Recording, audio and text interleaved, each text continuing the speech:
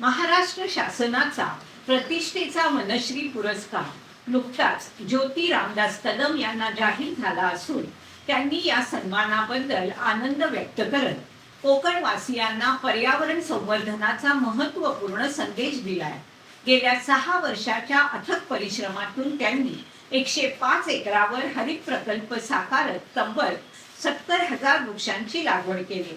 या प्रकल्पामध्ये आंबा, काजू, रक्तचंदन, कापूर तसेच विविध दुर्मिळ औषधी वनस्पतींचा समावेश असून भविष्यात आणखी दुर्मिळ वनस्पतींची लागवड करून हा परिसर जैवविविधतेने समृद्ध करण्याचा त्यांचा मानस आहे.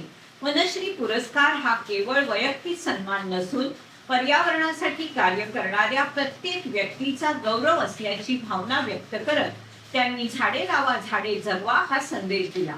वाढती जंगलतोड थांबवणं, वनव्यापासून झाडांचं संरक्षण करणं आणि भावी पिढ्यांसाठी हरित वारसा जपणं ही सर्वांची सामूहिक जबाबदारी असल्याचं त्यांनी नमूद केलं. कोकणातील शेतकरी, ग्रामस्थ आणि सामाजिक संस्थांनी वृक्ष संवर्धनासाठी पुढाकार घ्यावा, तसेच पारंपरिक शेतीबरोबर उपयुक्त आणि औषधी वृक्षांची लागवड करून पर्यावरण संवर्धनाच्या चळवळीत सहभागी व्हावं असं आवाहन ज्योती रामदास कदम यांनी केलं. राज्य शासनाचा वनश्री पुरस्कार तुम्हाला मिळालेला आहे.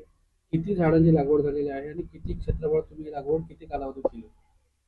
आम्ही आता बहुतेक आम्हाला 6 वर्ष झाली. आम्ही हे प्रोजेक्ट आम्ही जमीन घेतली होती आम्ही बहुतेक 90 मध्ये, पण भाईंना वेळ नसल्यामुळे तो डेव्हलप करता आला नाही. पण हल्ली 6 वर्षात आम्ही हे सगळं आता डेव्हलप करतोय. म्हणजे तेव्हापासून झाडांची लागवड चालू केली आम्ही. किती जागा आहे? ही जागा बहुतेक 105 एकर आहे. कोणकोणत्या झाडांची लागवड केली आणि कितीच्या संख्येने? कितीच्या संख्येने बहुतेक काजू आहेत 5,000च्या आणि रक्तचंदन जे आहे ते आपलं 6,000वर आहे. ते सगळी डिटेल आहे माझ्याकडे, ते तुम्हाला पाहिजे असेल तर द्यायला. आणि शीसम आहे, साग आहे, आंबे आहे. आंबे सगळ्या प्रकारचे आहेत. केसर आंबा आहे, आपला हापूस आंबा आहे, केळी आहेत, सगळं म्हणजे सुपारी, नारळ, जेवढे खाली जिथे पाण्याचा भाग आहे तिथे आम्ही सुपारी, नारळ केलंय. आणि वरच्या बाजूला जास्त करून काजू जास्त आपल्या इकडे लागवड आहे. एकूण संख्या बहुतेक 60,000 पर्यंत आहे सगळ्या एरियामध्ये. सगळ्या प्रकार म्हणजे कापूर आहे, त्याच्यामध्ये अगरवूद आहे, धूप आहे. हे म्हणजे वैशिष्ट्यपूर्ण झाडंही आहेत आपल्याकडे. कल्पना कशी सुचली तुम्हाला झाडांची लागवड झाडांची ही पहिल्यापासून आवड होतीच मला. म्हणजे असं घरापासून सुरुवात म्हणतात तसं केलेली होती.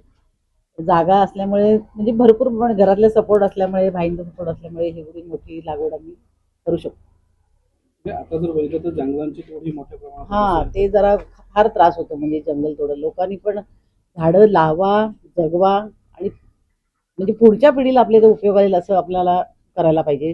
पण जंगलतोड फार आपल्याकडे होते आहे, ही नाही झाली पाहिजे. अजून किती झाडं लावायचं तुमचं असं उद्दिष्ट काय ठरलंय? झालं आता इथे तर मला तर पूर्ण होत आलंय उद्दिष्ट आमचं. थोडं बाकी आहे, पण आता त्याच्यामध्ये आम्ही औषधी वनस्पतींचा एक मोठा वेगळा पार्ट करतोय. त्याच्यामध्ये अगदी दुर्मिळ झाडं आम्ही औषधाचा तो एक भाग म्हणून बाकी झाडं लावली जातात, शासनाकडून सुद्धा लावली जातात, परंतु त्याच्या संवर्धनाच्या संदर्भामध्ये काय संदेश द्याल? हा, संवर्धन हे आपल्याकडे नाहीच होत आहे झाडांचं. मला वाटतं प्रत्येक कुटुंबाने किंवा प्रत्येक घरातल्या जी माणसं असतात त्यांनी झाडं जे लावताना ती झाडं तुम्ही जगवा. आणि त्या झाडांचं खरोखर जगवलं तरच तुमच्या पुढच्या पिढीला ती उपयोगाला येतील. कारण आता वडबीड, आता एवढे आपल्या जे रस्ते बांधून तेवढे 500-600 वर्षाचे आपले वडबीड तोडले जातात आहेत. ती पण झाडं जरा लावून आत्ता जरी लावली तरी पुढच्या पिढीला आपले ते होऊन जाईल आपलं. म्हणजे शासनाचा पुरस्कार जो वनश्री पुरस्कार मिळाला, काय भावना आहे तुमच्या?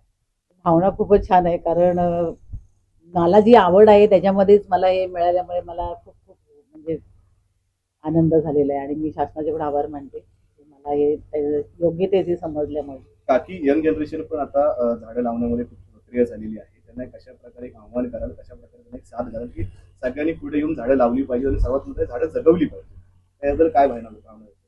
हो, सगळ्या यंगस्टरनी तर केलंच पाहिजे. झाडं त्यांच्या पुढेच हे चालू शकतं. कारण आपल्या लोकांचे कसे आंबा, काजू याच्यावरच आपण पुढे होतो. दुसऱ्या मुलाने म्हणजे जे मुलांनी जी आता लागवड करावी ती औषध वनस्पती, जे आपण घरांच्या गरजांमुळे जे आपण वनस्पती वापरतो, जे धूप आणतोय आपण, कसं धूप आहे आपल्याला माहित नाहीये. हे तुम्ही तशा प्रकारची झाडं लावा म्हणजे आपल्या पुढच्या पिढीनं ते सगळं कळेल, म्हणजे हे वस्तू ह्याच्यापासून बनते म्हणून. आज अनेक अशी झाडं आहेत जी धूप असेल, कापूर असेल, शिसा असेल अशी झाडं लावलेली आहेत.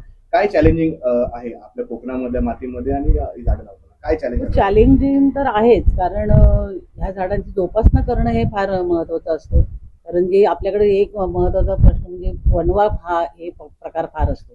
त्याच्यासाठी खूप आपल्याला ते बघायला लागतं झाडं. त्याच्यापासून वाचवणं हे आपलं पहिलं कर्तव्य आहे असं मी समजते.